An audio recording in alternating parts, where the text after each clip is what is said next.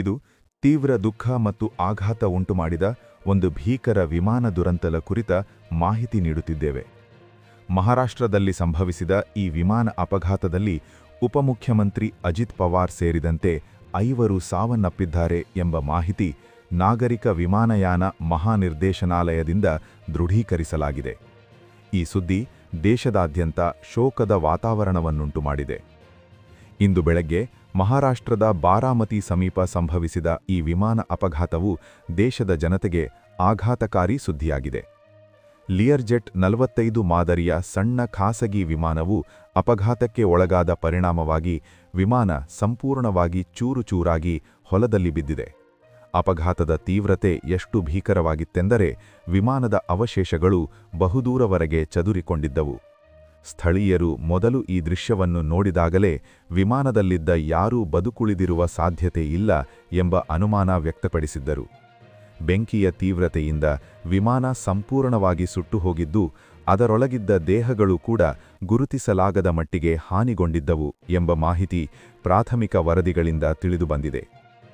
ನಾಗರಿಕ ವಿಮಾನಯಾನ ಮಹಾನಿರ್ದೇಶನಾಲಯವು ನೀಡಿರುವ ಅಧಿಕೃತ ಮಾಹಿತಿ ಪ್ರಕಾರ ಈ ವಿಮಾನ ಅಪಘಾತದಲ್ಲಿ ಮಹಾರಾಷ್ಟ್ರ ಉಪಮುಖ್ಯಮಂತ್ರಿ ಅಜಿತ್ ಪವಾರ್, ಅವರ ಆಪ್ತ ಸಹಾಯಕ, ಒಬ್ಬ ಸಿಬ್ಬಂದಿ ಹಾಗೂ 2 ವಿಮಾನ ಸಿಬ್ಬಂದಿಗಳು ಸೇರಿ ಒಟ್ಟು 5 ಸಾವನ್ನಪ್ಪಿದ್ದಾರೆ. ಈ ದುರ್ಘಟನೆ ಸಂಭವಿಸಿದ ನಂತರ ತಕ್ಷಣವೇ ರಕ್ಷಣಾ ಕಾರ್ಯಾಚರಣೆ ಆರಂಭಿಸಲಾಯಿತು. ಅಗ್ನಿಶಾಮಕ ದಳ, ಪೊಲೀಸ್ ಸಿಬ್ಬಂದಿ, ಸ್ಥಳೀಯ ಆಡಳಿತ ಮತ್ತು ವೈದ್ಯಕೀಯ ತಂಡಗಳು ತಕ್ಷಣವೇ ಸ್ಥಳಕ್ಕೆ ಧಾವಿಸಿ ಪರಿಸ್ಥಿತಿಯನ್ನು ನಿಯಂತ್ರಿಸಲು ಪ್ರಯತ್ನಿಸಿದರು. ಆದರೆ ಅಪಘಾತದ ತೀವ್ರತೆಯಿಂದ ಯಾರನ್ನೂ ಬದುಕುಳಿಸಲು ಸಾಧ್ಯವಾಗಲಿಲ್ಲ ಎಂಬುದು ಬಹಳ ದುಃಖಕರ ಸಂಗತಿ. ಈ ಅಪಘಾತವು ಬುಧವಾರ ಬೆಳಗ್ಗೆ ಸಂಭವಿಸಿದ್ದು, ವಿಮಾನವು ಬಾರಾಮತಿ ವಿಮಾನ ನಿಲ್ದಾಣದ ಸಮೀಪವೇ ಪತನಗೊಂಡಿದೆ. ಲಿಯರ್ಜೆಟ್ 45 XR ಮಾದರಿಯ ಈ ವಿಮಾನವು ವಿಎಸ್ಆರ್ ವೆಂಚರ್ಸ್ ಪ್ರೈವೇಟ್ ಲಿಮಿಟೆಡ್ ಸಂಸ್ಥೆಯ ನಿರ್ವಹಣೆಯಲ್ಲಿತ್ತು. ವಿಮಾನವು VTSSK ಎಂಬ ನೋಂದಣಿ ಸಂಖ್ಯೆಯನ್ನು ಹೊಂದಿದ್ದು 2010ರಲ್ಲಿ ಬೊಂಬಾರ್ಡಿಯರ್ ಏರೋಸ್ಪೇಸ್ ಕಂಪನಿಯಿಂದ ನಿರ್ಮಾಣಗೊಂಡಿತ್ತು. ಈ ವಿಮಾನವು ಸಾಮಾನ್ಯವಾಗಿ ಖಾಸಗಿ ಪ್ರಯಾಣಕ್ಕಾಗಿ ಬಳಸಲ್ಪಡುವ ಅತ್ಯಾಧುನಿಕ ಜೆಟ್ ವಿಮಾನವಾಗಿದೆ. ದೇಶದ ಪ್ರಮುಖ ಉದ್ಯಮಿಗಳು, ರಾಜಕೀಯ ನಾಯಕರು ಮತ್ತು ಗಣ್ಯ ವ್ಯಕ್ತಿಗಳು ಇಂತಹ ವಿಮಾನಗಳನ್ನು ತಮ್ಮ ವೈಯಕ್ತಿಕ ಪ್ರಯಾಣಕ್ಕಾಗಿ ಬಳಸುವುದು ಸಾಮಾನ್ಯವಾಗಿದೆ. DGCA ನೀಡಿರುವ ಪ್ರಾಥಮಿಕ ವರದಿ ಪ್ರಕಾರ ಈ ಅಪಘಾತ ಕ್ರ್ಯಾಶ್ ಲ್ಯಾಂಡಿಂಗ್ ವೇಳೆ ಸಂಭವಿಸಿದೆ. ಅಂದರೆ ವಿಮಾನವು ಯಾವುದೋ ತಾಂತ್ರಿಕ ಸಮಸ್ಯೆ ಅಥವಾ ಅನಿರೀಕ್ಷಿತ ಪರಿಸ್ಥಿತಿಯಿಂದಾಗಿ ಸುರಕ್ಷಿತವಾಗಿ ಲ್ಯಾಂಡ್ ಆಗಲು ಸಾಧ್ಯವಾಗದೆ ನಿಯಂತ್ರಣ ತಪ್ಪಿ ಪತನಗೊಂಡಿರಬಹುದು ಎಂಬ ಅನುಮಾನ ವ್ಯಕ್ತವಾಗಿದೆ. ಆದರೆ ಅಪಘಾತಕ್ಕೆ ನಿಖರ ಕಾರಣವೇನು ಎಂಬುದು ಇನ್ನೂ ಸ್ಪಷ್ಟವಾಗಿಲ್ಲ. ತನಿಖೆ ಪೂರ್ಣಗೊಂಡ ನಂತರವೇ ನಿಜವಾದ ಕಾರಣ ತಿಳಿಯಲಿದೆ ಎಂದು ಅಧಿಕಾರಿಗಳು ತಿಳಿಸಿದ್ದಾರೆ. DGCA ಈಗಾಗಲೇ ವಿಶೇಷ ತನಿಖಾ ತಂಡವನ್ನು ರಚಿಸಿದ್ದು, ಈ ಅಪಘಾತಕ್ಕೆ ಕಾರಣವಾದ ಎಲ್ಲ ಅಂಶಗಳನ್ನು ಪರಿಶೀಲಿಸಲಾಗುತ್ತಿದೆ. ಈ ವಿಮಾನವು ಯಾವ ರೀತಿಯ ವಿಮಾನ ಎಂಬುದನ್ನು ತಿಳಿದುಕೊಳ್ಳುವುದು ಸಹ ಮಹತ್ವದ್ದಾಗಿದೆ. ಲಿಯರ್ಜೆಟ್ 45 XR ಎಂಬುದು ಜಗತ್ತಿನಾದ್ಯಂತ ಪ್ರಸಿದ್ಧವಾದ ಖಾಸಗಿ ಜೆಟ್ ವಿಮಾನ ಮಾದರಿಯಾಗಿದೆ.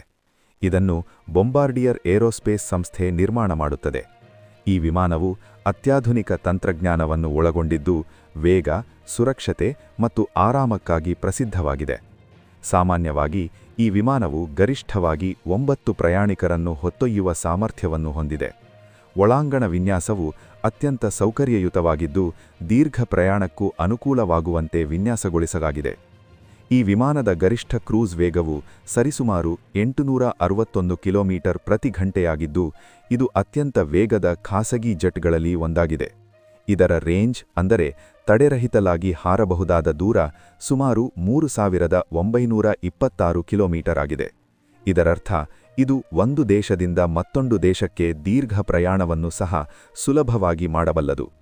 ಗರಿಷ್ಠ ಹಾರುವ ಎತ್ತರ 51,000 ಅಡಿಗಳಾಗಿದ್ದು, ಇದು ಸಾಮಾನ್ಯ ವಾಣಿಜ್ಯ ವಿಮಾನಗಳಿಗಿಂತ ಹೆಚ್ಚಿನ ಎತ್ತರವಾಗಿದೆ. ಈ ಎತ್ತರದಲ್ಲಿ ಹಾರುವ ಸಾಮರ್ಥ್ಯದಿಂದಾಗಿ ಹವಾಮಾನ ಅಡಚಣೆಗಳನ್ನು ಸುಲಭವಾಗಿ ತಪ್ಪಿಸಿಕೊಳ್ಳಲು ಸಾಧ್ಯವಾಗುತ್ತದೆ. ಈ ವಿಮಾನವು 2 ಹನಿವೆಲ್ TFE-73A-20 ಟರ್ಬೋಫ್ಯಾನ್ ಎಂಜಿನ್ಗಳನ್ನು ಹೊಂದಿದೆ. ಅವು ಅತ್ಯಂತ ಶಕ್ತಿಶಾಲಿ ಹಾಗೂ ವಿಶ್ವಾಸಾರ್ಹ ಎಂಜಿನ್ಗಳಾಗಿವೆ. ಇಂತಹ ಅತ್ಯಾಧುನಿಕ ವಿಮಾನದಲ್ಲೇ ಅಪಘಾತ ಸಂಭವಿಸಿದ್ದು ಅನೇಕ ಪ್ರಶ್ನೆಗಳನ್ನು ಎಬ್ಬಿಸಿದೆ. ಜನರ ಮನಸ್ಸಿನಲ್ಲಿ ಹಲವಾರು ಅನುಮಾನಗಳು ಮೂಡಿವೆ. ವಿಮಾನದಲ್ಲಿ ಯಾವುದೇ ತಾಂತ್ರಿಕ ದೋಷವಿತ್ತೇ? ಪೈಲಟ್ನಿಂದ ಯಾವುದೇ ಮಾನವೀಯ ತಪ್ಪು ಸಂಭವಿಸಿದೆ? ಹವಾಮಾನ ಪರಿಸ್ಥಿತಿ ಹೇಗಿತ್ತು? ವಿಮಾನ ನಿಲ್ದಾಣದ ಲ್ಯಾಂಡಿಂಗ್ ವ್ಯವಸ್ಥೆಯಲ್ಲಿ ಯಾವುದೇ ದೋಷವಿತ್ತೆ? ಇಂತಹ ಅನೇಕ ಪ್ರಶ್ನೆಗಳು ಇದೀಗ ಸಾರ್ವಜನಿಕ ವಲಯದಲ್ಲಿ ಚರ್ಚೆಯಾಗುತ್ತಿವೆ. ಆದರೆ ಈ ಎಲ್ಲಾ ಪ್ರಶ್ನೆಗಳಿಗೆ ಉತ್ತರ ಸಿಗಬೇಕಾದರೆ ತನಿಖೆಯ ಪೂರ್ಣ ವರದಿಗಾಗಿ ಕಾಯಬೇಕಾಗಿದೆ. ಈ ದುರ್ಘಟನೆ ದೇಶದ ರಾಜಕೀಯ ವಲಯದಲ್ಲೂ ಭಾರೀ ಶೋಕವನ್ನುಂಟುಮಾಡಿದೆ. ಅಜಿತ್ ಪವಾರ್ ಅವರು ಮಹಾರಾಷ್ಟ್ರ ರಾಜಕೀಯದಲ್ಲಿ ಪ್ರಮುಖ ನಾಯಕನಾಗಿದ್ದು ಅನೇಕ ವರ್ಷಗಳಿಂದ ಸಾರ್ವಜನಿಕ ಜೀವನದಲ್ಲಿ ಸಕ್ರಿಯರಾಗಿದ್ದರು. ಅವರ ಅಕಾಲಿಕ ಸಾವು ದೇಶದ ರಾಜಕೀಯ ಕ್ಷೇತ್ರಕ್ಕೆ ದೊಡ್ಡ ನಷ್ಟವಾಗಿದೆ ಎಂಬ ಅಭಿಪ್ರಾಯವನ್ನು ಅನೇಕ ನಾಯಕರು ವ್ಯಕ್ತಪಡಿಸಿದ್ದಾರೆ. ವಿವಿಧ ರಾಜಕೀಯ ಪಕ್ಷಗಳ ನಾಯಕರು, ಮಂತ್ರಿಗಳು, ಶಾಸಕರು ಮತ್ತು ಸಾರ್ವಜನಿಕರು ಸಾಮಾಜಿಕ ಮಾಧ್ಯಮಗಳ ಮೂಲಕ ಸಂತಾಪ ಸೂಚಿಸಿದ್ದಾರೆ. ಪ್ರಧಾನಿ, ರಾಷ್ಟ್ರಪತಿ, ರಾಜ್ಯಪಾಲರು ಸೇರಿದಂತೆ ಅನೇಕ ಗಣ್ಯರು ಈ ದುರ್ಘಟನೆಗೆ ಸಂತಾಪ ಸೂಚಿಸಿ ಮೃತರ ಕುಟುಂಬಗಳಿಗೆ ಧೈರ್ಯ ತುಂಬುವ ಸಂದೇಶಗಳನ್ನು ನೀಡಿದ್ದಾರೆ. ಮಾತ್ರ ರಾಜಕೀಯ ವಲಯವಷ್ಟೇ ಅಲ್ಲ, ಸಾಮಾನ್ಯ ಜನತೆಯಲ್ಲೂ ಈ ಸುದ್ದಿ ತೀವ್ರ ನೋವನ್ನುಂಟುಮಾಡಿದೆ. ಒಂದು ಕ್ಷಣದಲ್ಲಿ ನಡೆದ ಅಪಘಾತ 5 ಜೀವಗಳನ್ನು ಕಿತ್ತುಕೊಂಡಿದೆ. ಇದು ಜೀವನದ ಅಸ್ಥಿರತೆಯನ್ನು ಮತ್ತೆ ನೆನಪಿಸುವಂತಹ ಘಟನೆ. ವಿಮಾನ ಪ್ರಯಾಣವನ್ನು ಸಾಮಾನ್ಯವಾಗಿ ಸುರಕ್ಷಿತ ಎಂದು ಪರಿಗಣಿಸಲಾಗುತ್ತದೆ. ಆದರೆ ಕೆಲವೊಮ್ಮೆ ಅನಿರೀಕ್ಷಿತ ಘಟನೆಗಳು ಸಂಭವಿಸಿ ಇಂತಹ ದುರಂತಗಳು ನಡೆಯುತ್ತವೆ. ಇಂತಹ ಸಂದರ್ಭಗಳಲ್ಲಿ ವಿಮಾನ ಸುರಕ್ಷತೆ ಕುರಿತು ಮತ್ತಷ್ಟು ಗಂಭೀರ ಚರ್ಚೆ ಅಗತ್ಯವಾಗುತ್ತದೆ. ಈ ಅಪಘಾತದ ಹಿನ್ನೆಲೆಯಲ್ಲಿ ವಿಮಾನ ಸುರಕ್ಷತೆ, ಖಾಸಗಿ ವಿಮಾನಗಳ ನಿರ್ವಹಣೆ, ತಾಂತ್ರಿಕ ಪರೀಕ್ಷಣೆ, ಪೈಲಟ್ ತರಬೇತಿ, ವಿಮಾನ ನಿಲ್ದಾಣಗಳ ಸೌಲಭ್ಯಗಳು ಇತ್ಯಾದಿ ವಿಷಯಗಳ ಬಗ್ಗೆ ಮತ್ತಷ್ಟು ಕಟ್ಟುನಿಟ್ಟಿನ ಕ್ರಮಗಳು ಅಗತ್ಯ ಎಂಬ ಚರ್ಚೆ ಮತ್ತೆ ಆರಂಭವಾಗಿದೆ.